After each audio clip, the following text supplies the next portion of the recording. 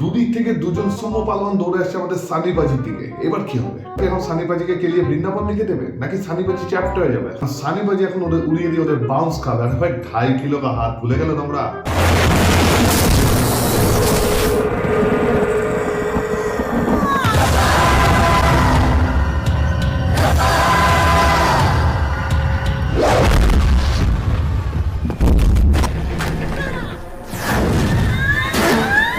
Welcome to এ কেমন cinema part 3। আর তোমরা যদি এটাই প্রথমবার দেখে দেখো তাহলে এটা কমপ্লিট করার পর তারপর পার্ট 1 এন্ড পার্ট 2টা দেখবে। আশা করছি ওটাও তোমাদের ভালো লাগবে। একদিন আমাদের সানি স্যার তার ইয়ং বয়সে গাড়িতে বসে চিল করছিল, তখন হিরোইনের এন্ট্রিটা দেখো। হিরোইনের সাথে কিভাবে পরিচয়।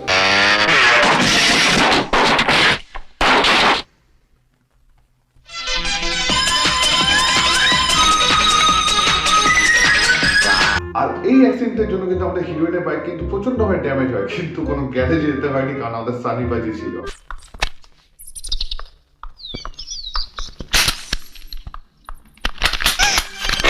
लीजिए आपकी गाड़ी ठीक हो गई। আরে এই জোর থেকে অবাক হচ্ছ? আর একটা বড় ট্রাক পর্যন্ত ওর হাত দিয়ে থামিয়ে দিতে পারে উনি।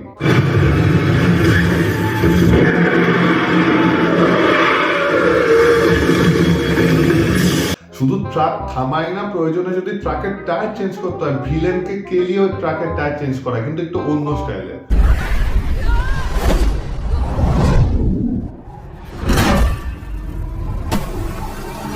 বুকে 40 কেজি পাথর রেখে এটাও মেনে নিয়েছিলাম, কিন্তু যখন দেখলাম ভিলেন পাইপ ছুঁড়ে মারলো আর আমাদের সানি আঙ্কেল ওটাকে ক্যাচ করলো,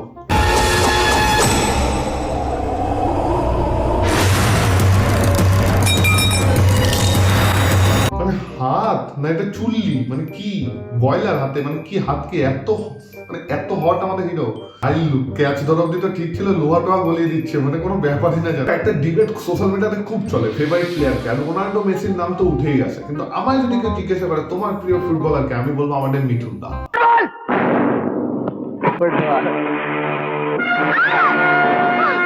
এখানে তোমরা দেখতে পাচ্ছ একটা মহিলাকে হাত বেঁধে কিছু ভিলেনরা পেটের মধ্যে বল মারছে, টর্চার করছে, মেবি গর্ভবতী উনি। আর এই মুহূর্তে এন্ট্রি হবে বিশ্বের সেরা ফুটবলার আমাদের মিঠুন দা। ক্যাচটা যা ধরলো, উনি তো এমনি বিশ্বের সেরা গোলকিপার হয়ে গেছে, কিন্তু এরপর যাতে স্কিল উনি দেখাবেন, তোমরা নিজেরা দেখে বিচার করো উনি বিশ্বের সেরা কি সেরা না।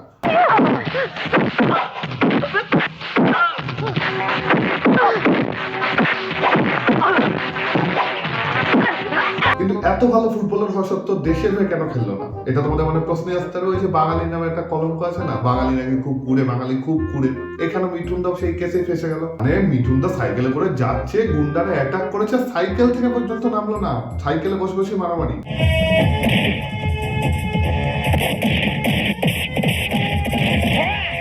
তাই না, শুয়ে ছিল, শোয়া থেকে পর্যন্ত উঠলো না, ওই শুয়ে শুয়ে মারামারি করছে।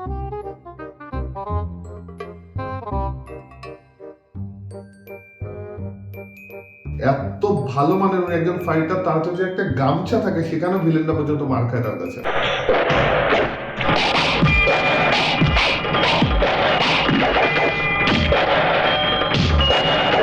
একবার তো বন্দুক টন্দুক নিয়ে কিছু দুষ্কৃতীরা মিঠুনটাকে ঘিরেই ধরেছিল, গুলি টুলি চালানো শুরু করেছে, কিন্তু ওদের কপাল খারাপ, টুল বক্স খুলে গেছিল গাড়ির। আর ব্যাস, টুল বক্স দিয়ে মিঠুন দা যে টিপ করলো, এক একটা ভিলেনকে এক একটা টুল দিয়ে উড়িয়ে দিচ্ছে।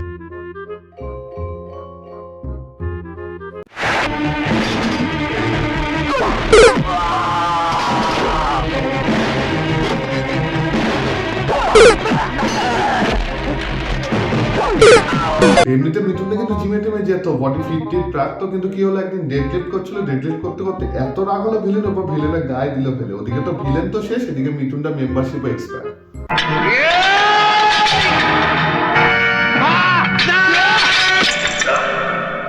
বলিউডের লজিক না আলাদা। ধরো তুমি কাউকে চড় মারে, কিভাবে হাত এইভাবে নেমে মারবে, কিন্তু না, বলিউডে কিভাবে চড় মারতে হয় জানো? তার আগে কুংফু ক্যারাটে কত কিছুতে দেখাতে হবে, পিছনে বোম ফাটতে হবে, আলাদাই একটা ব্যাপার।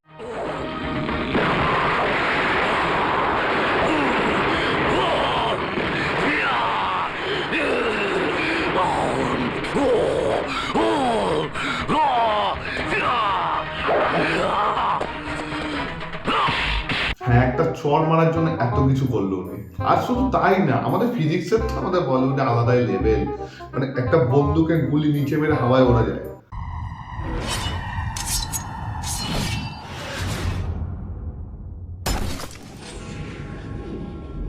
সঞ্জয় দত্ত এটা আমার অনেক লজিক্যাল লেগেছে ভাই, অনেক লজিক্যাল। মানে উনি তো নিজে উড়েছে, কেউ কেউ তো পুরো গাড়ি শুনতে একেবারে উড়ে চলে যাচ্ছে, মানে ফ্রি ট্রান্সপোর্ট একটা গুলি। இந்த காசை வச்சு 4 ஜீப் வாங்குத, இனிமே எதுவுமே பழசில்ல, எல்லாம் புதுசுதான்.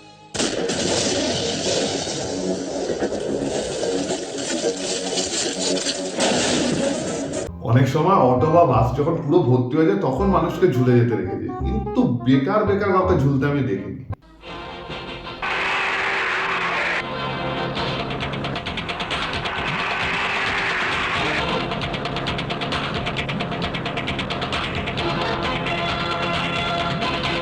এখানে কি দরকার ছিল দুটো ফাঁকা গাড়ির উপর দাঁড়িয়ে আসার, কি দরকার ছিল? আরে একটা গাড়ির মধ্যে বসে আসলেই তো পারতো না। এবার শক্তি বোঝানোর জন্য যাচ্ছে তাই করে, যাচ্ছে তাই। মানে কি একটা হেলিকপ্টার, হেলিকপ্টারকে নাকি দড়ি দিয়ে টেনে ধরে রাখছে। আরে ঘুড়ি না হেলিকপ্টার, পার্থক্য ওরা বোঝে।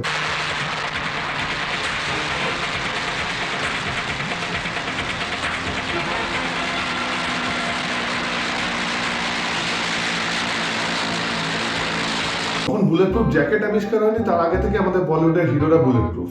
को ढूंढ निकाला है, समझ ले अब तेरा इस दुनिया से कनेक्शन कट।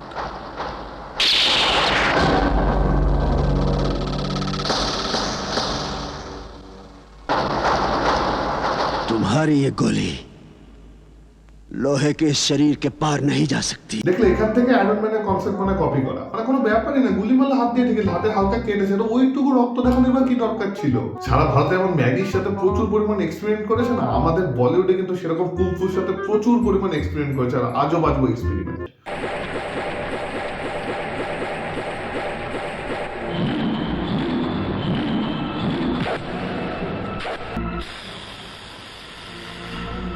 যুক্তি ছিল 6-7টা ভোল্ট খেয়ে তারপর এভাবে উড়ে গিয়ে চোখে মারা, মানে কি লজিক? ছাড়ো, বাদ দাও, লজিক কথা বাদ দিই।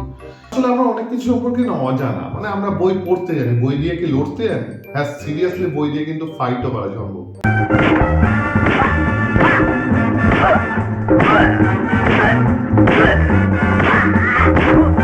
শুধু বই দিয়ে মারামারি করতে পারে তাই না, হাতে যদি একটা পেনও পায়, পেনও বল্লার মতো ছুড়ে মারতে পারে।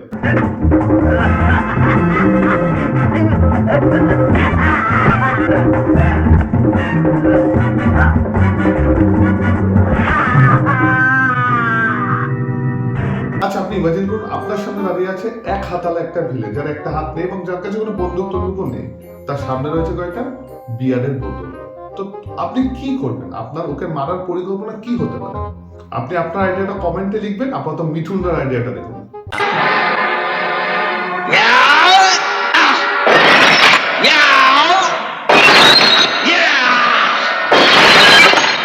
কি ভাবছেন ওগুলো হাত দিয়ে ঠেকাচ্ছে এরপর মারবে? না না, ওগুলো ঠেকাচ্ছিল তারও কারণ ছিল।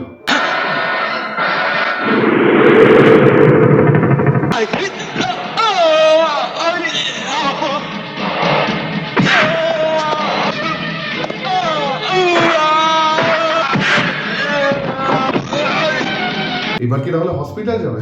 ভুল হচ্ছে ভাই, আমাদের বলিউডের হিরো ইউহি ঠিক হয়ে যাবে।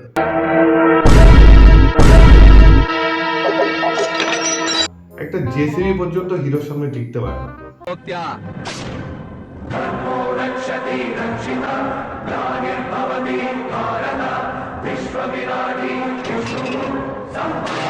অনেক ভিডিওর মতো এই ভিডিওতে আমি একটা জিনিস বলবো, মেয়েরা কিন্তু পিছিয়ে নেই, আর তার সব থেকে বড় উদাহরণ হচ্ছে এটা। কি ভাবছো হিরোইনকে শয়ে শয়ে গাড়িটা ঘিরে ফেলেছে, হিরোইন এখন কি করবে? আরে দেখো, হিরোইন পাপা কি পারে উড়ে যাবে, আর লিটারালি উড়েই যাবে।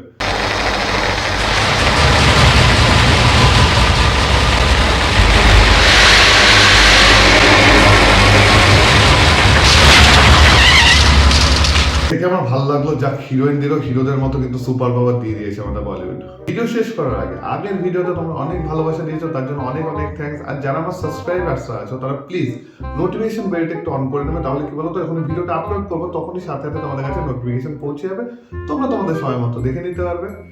দেখা হচ্ছে আগামী ভিডিওতে। ভালো থাকো, সুস্থ থাকো।